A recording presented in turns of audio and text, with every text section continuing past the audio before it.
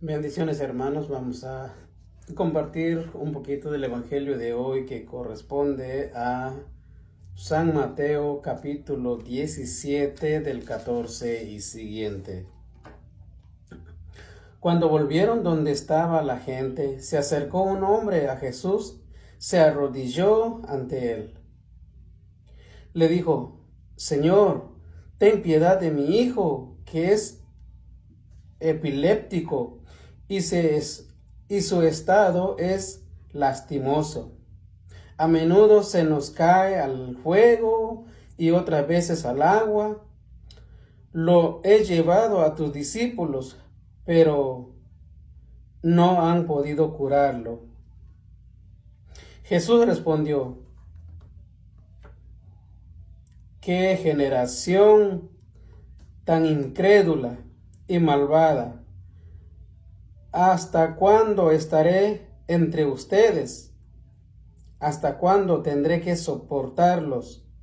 Tráigamelo acá. Enseguida Jesús dio una orden al demonio que se salió. De ese momento el niño quedó sano.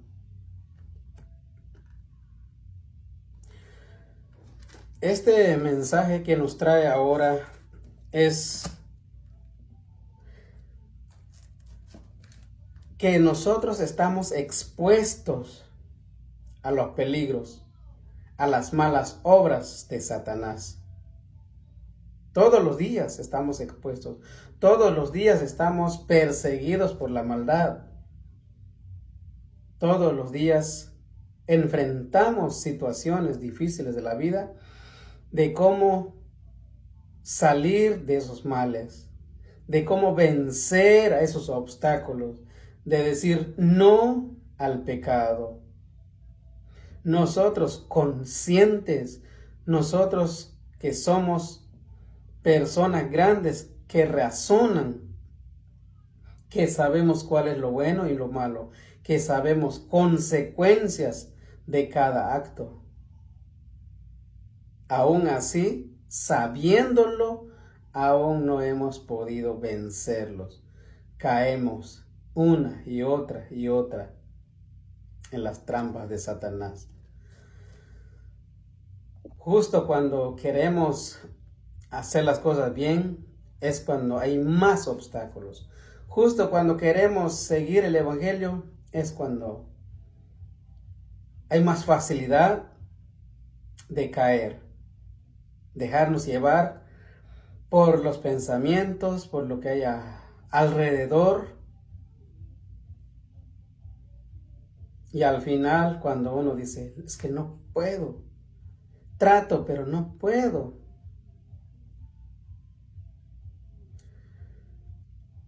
La cosa más importante es hacer un examen de conciencia, hacer una meditación. ¿Qué es lo que hago? ¿Qué debo hacer para agradar a mi Dios? ¿Qué es lo que he hecho y me ha funcionado? ¿Qué es lo que he hecho pero no me ha ayudado casi nada? ¿Con quiénes me junto? ¿Con quién hablo? ¿Con quién comparto mi tiempo? ¿Con quiénes cuento cada vez que hay un apuro? Cada vez que hay una situación difícil en la vida. ¿A quién le pido ayuda? Eso es lo que hay que reconocer. Y nosotros, como gente pensante, sabemos a quién acudir en un momento difícil. Ahora, nuestros hijos. Ustedes que fueron jóvenes algún día, los que ya tienen 40 para arriba, 50, 60, saben de qué hablo. Fuimos jóvenes también. Me acuerdo cuando empecé la borrachera, en los 17 años, en la escuela con los compañeros. Nos juntábamos y ir a tomar, a hacer el escándalo ahí, de a poquito. después más fuerte, después más fuerte, después cuando empecé a trabajar cada fin de mes, cuando había pago, ¿qué tal? Seguro unas cuantas cervezas. Después cada fin de semana, después diario. Estoy hablando del 2002. Empecé en el 99, 2000, 2001. 2001 sí le estaba dando con todo, cada día, todos los días. Pero cuando suceden esas cosas, ¿qué actos hay que tener presente los padres? Pelear con el hijo, regañarlo, maltratarlo, eso empeora la situación, cosa que no se los recomiendo. Dejarlos, no decirles nada y que hagan lo que quieran, eso es feliz aquel niño, aquel muchacho que no le dicen nada, la muchacha que la dejan salir y que vaya donde quiera con sus amigas, bueno, feliz. Pero regañarlos es una cosa que trae consecuencias terribles. Entonces, ¿qué hay que hacer? Regañarlo, darle una corrección o dejar que haga lo que quiera. Por eso hay que ser pensantes. Les digo eso porque puede que eso me haya ayudado. Mi padre, que en paz descanse, mi padre me dijo una mañana, cuando no tenía alcohol, nada, estaba fresca de la mente, me agarró, pero así en un momento donde sabía dónde agarrar. Y me dice, mijo, una cosa te voy a decir. Esto de las tomaderas, de las borracheras, porque llegaba ya muy frecuente a la casa. A veces llegaba, a veces no llegaba. Si no llegaba a la casa, pues ya se sabe dónde andaba. Entonces, él me dice, mijo, si le sacas provecho a esas tomaderas, si le sacas provecho a esas borracheras, yo te ayudo. Yo mismo voy a ir a comprar tu cerveza y te lo tomas aquí en casa. Sabremos que vas a sacarle provecho y yo también voy a agarrar mi parte. Y si no le sacas nada, a lo contrario, te estás haciendo daño, siéntate un momento que no tengas nada que hacer, siéntate, medita, reflexiona y escoge qué vas a hacer. Seguir haciendo lo que no te beneficia o puedes cambiar, estás a tiempo. No me regañó, no me reclamó, no me maltrató, pero esas palabras todavía las traigo, el eco en mi mente, en mi corazón. Siéntate, medita. Y eso me dejó, pero impactado. Algunas personas dicen, me dejaron en shock, pero me dejó impactado de ese momento. Entonces yo empecé y lo hice tal como él lo dijo. Una tarde cuando no tenía nada que hacer, estaba solo, estaba sin trabajo, momentos sin hacer nada. Me fui allá, una distancia no muy lejos de la casa, bajo unos árboles, me senté y yo dije, ¿qué le saco a la tomada? Nada, nada. Y es más, me estaba haciendo daño porque no tenía mucha fuerza, estaba muy débil físicamente. Porque en la mañana amanecía con lo que llamamos cruda. Unos le llamaban goma. En su país no sé cómo le llaman. Eso de amanecer después de la borrachera. Entonces me acuerdo de eso. Lo único que me daba la borrachera era una cruda que no se explica cómo es. Lo único que puedo decir es un dolor de cabeza en todo el cuerpo. Entonces no podía comer nada. Cuando comía algo, rápido regresaba, vomitaba. Entonces no podía comer nada más que un juguito pequeñito. Era todo. En el almuerzo, terminando el trabajo, iba a comer algo. Tal vez allá le llamamos una doblada, 2 o 3 tortillas, un pedazo de pollo, una cucharadita de arroz. Eso era todo. En la tarde no comía. Empezaba a tomar desde las 3, 4 y no comía. Por eso estaba débil físicamente. Pero las palabras de mi padre lo hice tal como él lo dijo. Me senté, reflexioné, medité y yo dije, no le saco nada. Lo único que yo hice entonces, tomé la decisión a abandonar el lugar donde estaba trabajando, porque según los compañeros son los que me daban la cerveza. Yo dije, voy a escaparme de este grupo a ver qué pasa, y lo dejé. Renuncié al trabajo y empecé a cambiar. Voy a dejarlo. Resulta que en el 2002 se murió mi papá en el mes de julio. Y yo soy el hermano mayor, tuve que abandonar entonces la casa, la familia, el país para venir aquí.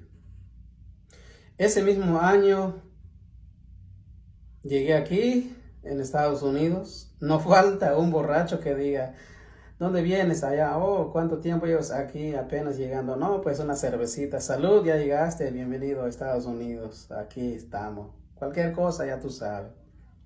Una borrachera de bienvenida. Después, al cabo de unas semanas, otra vez.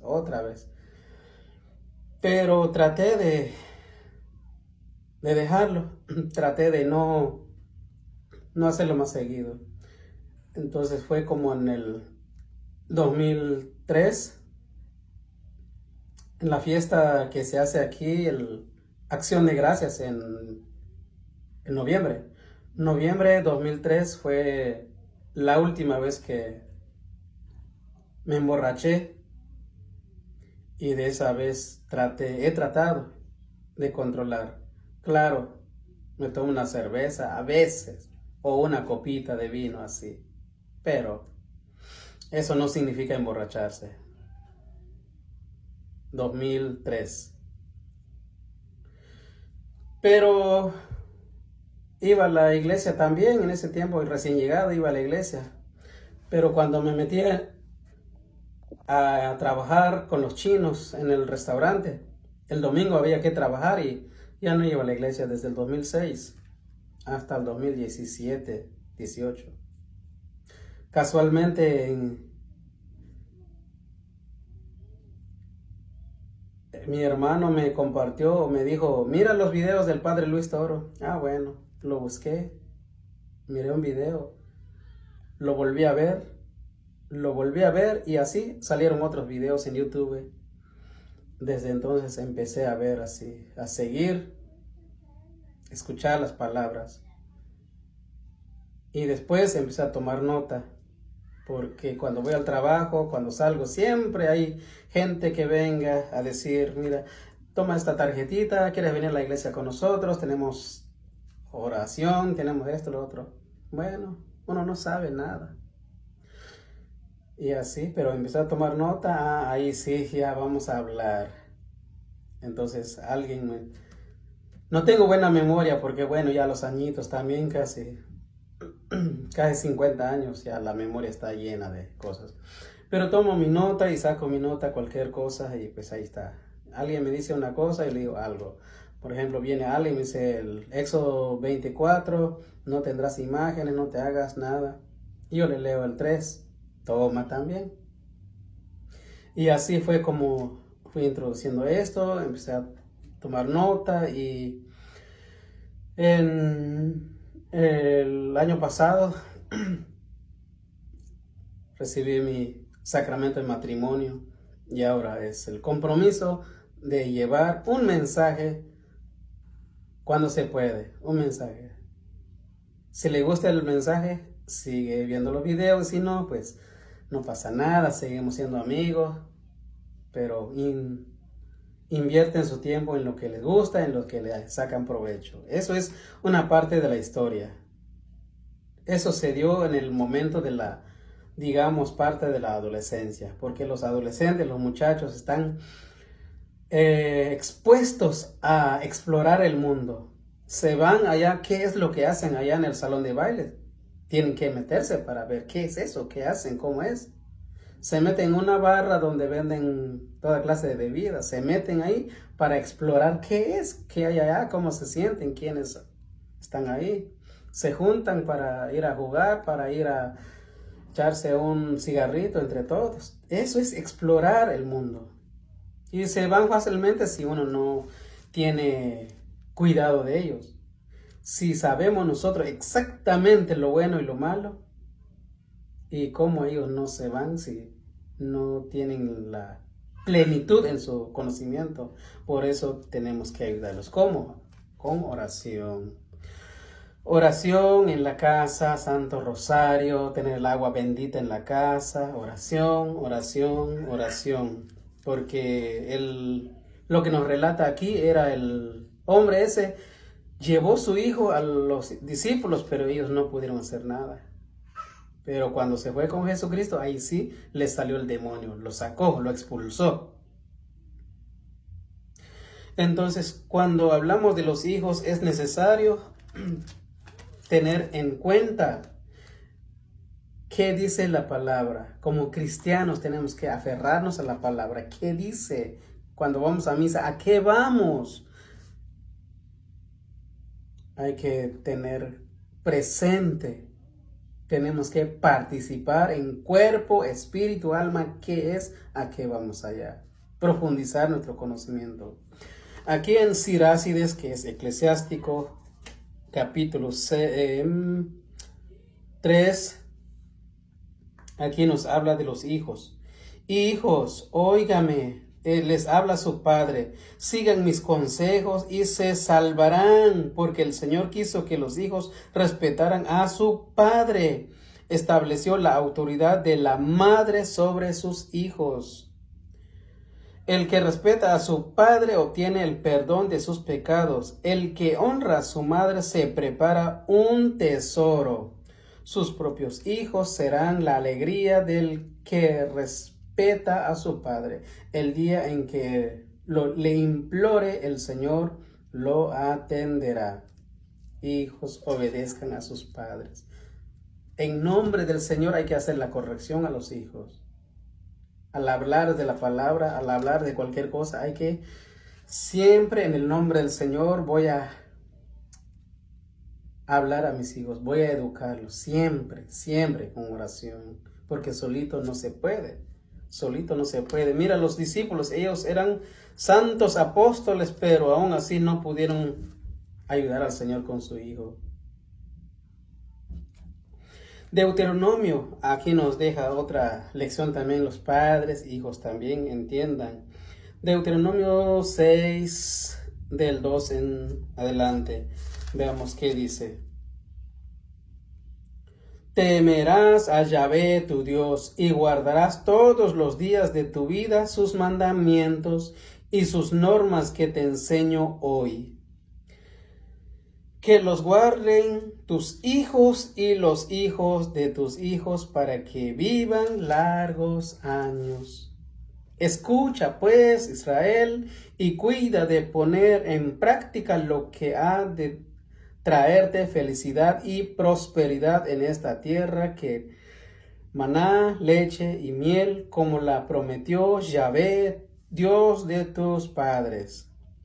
Escucha, Israel, Yahvé nuestro Dios, Yahvé único, y tú amarás a Yahvé tu Dios con todo tu corazón, con toda tu alma y con todas tus fuerzas.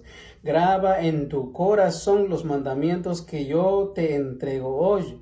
Repítelos a tus hijos, habla de ellos tanto en casa como cuando estés de viaje, cuando te acuestes y cuando te levantes. Qué bello. Hablar del Evangelio 24 horas, 7 días a la semana. Y los hijos crecerán. Y los hijos serán el fruto del sacrificio. Hay que hacer oración, corregirlos, hablarles de la palabra. La otra parte del Evangelio dice, entonces los discípulos se acercaron a Jesús y le preguntaron en privado, ¿por qué nosotros no pudimos echar a ese demonio. Jesús les dijo, porque ustedes tienen poca fe. En verdad, les digo, si tuvieran fe del tamaño de un granito de mostaza, le dirían a este cerro, quítate de ahí y ponte más allá, y el cerro les obedecerá. Pero si no tienen fe, ¿cómo? Eso es lo que pasa. Entonces, hace falta la oración, hace falta rezar en familia, hace falta ir en familia a la Santa Eucaristía, porque ahí está la presencia real de Jesucristo, a la Eucaristía. Ese alimento espiritual que se presenta, que ofrece el sacerdote en el altar. Por eso en nuestra iglesia hay altar. En las otras iglesias no tienen altar, tienen una cosa que le llaman el púlpito. ¿Qué es el púlpito? Vaya a saber, pero en el altar sí tenemos ese privilegio de presenciar el ofrecimiento del sacrificio del cuerpo y la sangre de Jesucristo. Hay que saber eso para tener prosperidad, para tener bienestar.